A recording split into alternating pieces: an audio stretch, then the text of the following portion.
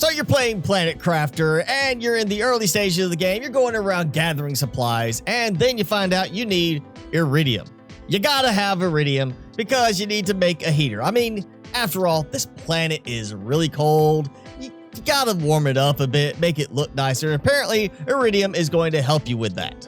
While iridium is needed for quite a few things later on, the first thing you're really gonna need it for is the heaters. The tier 1 and tier 2 heaters are going to need iridium.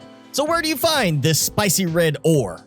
So one place you can find this ore is in the blue crates scattered around the landscape, or even in the golden crates. But, you know, it's really going to be hit or miss. You might find some iridium, you might not. It just kind of depends on how high your terraformation index is and the luck that you have going for you at the moment. Now, there are some wrecks that also have already built heaters. Tier 1, Tier 2, you can find these and then deconstruct them afterwards, giving you the supplies to make them. However, I don't recommend this. I recommend waiting until you can actually build that respective heater. So if I deconstruct a heater Tier 2, I want to make sure I can rebuild it when I get back to my base. That way, I'm not repurposing the materials for it because there are still better ways to get iridium than salvaging old heaters.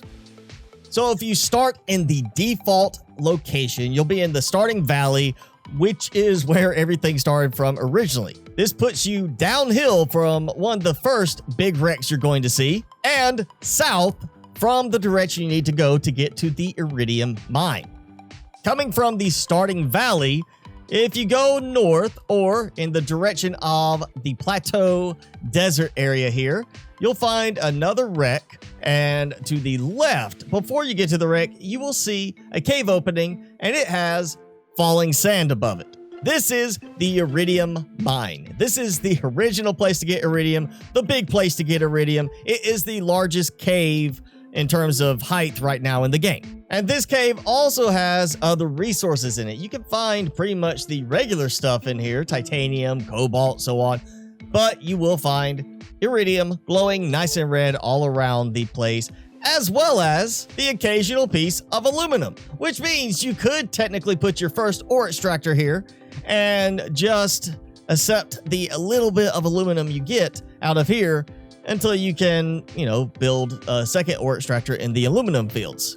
But maybe you didn't start in the default location. Maybe you decided to be a little bit more challenged and you picked some other place and you're not really that close to the Iridium Mine. Well, in the Grand Rift, which is the big canyon, like a Grand Canyon type of thing, there is an iridium cave there as well. This iridium cave is along the northeastern side of the Grand Rift, or if you're coming down from the Gate Desert, it's along the right path. It is behind one of the fallen, leaning over pillars, and you'll notice it because, well, there's glittering red spots all over the inside of it.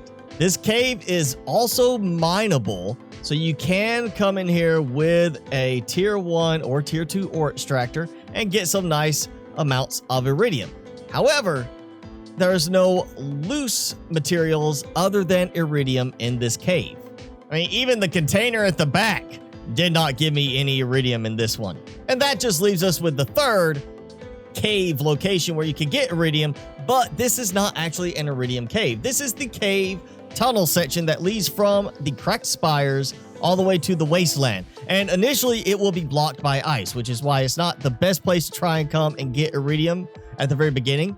But once the ice starts to melt and kind of move back in the cave, you will have access to a few pieces of iridium. However, like I said, this is not actually an iridium cave. This is an osmium cave.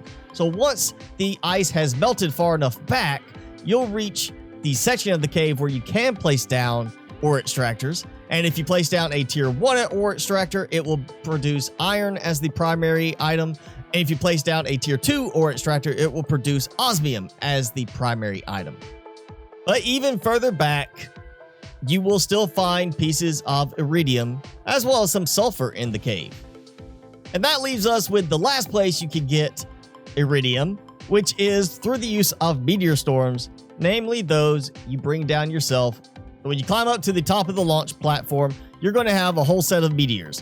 The second meteor is the magnetic field protection rocket, which sounds like it's gonna do something really helpful, like protect you from bad electromagnetic fields. But really, the main purpose is to bring down some Iridium asteroids and also to give you a pressure multiplier to the atmospheric pressure. Now, this does require a rocket engine and, of course, super alloy.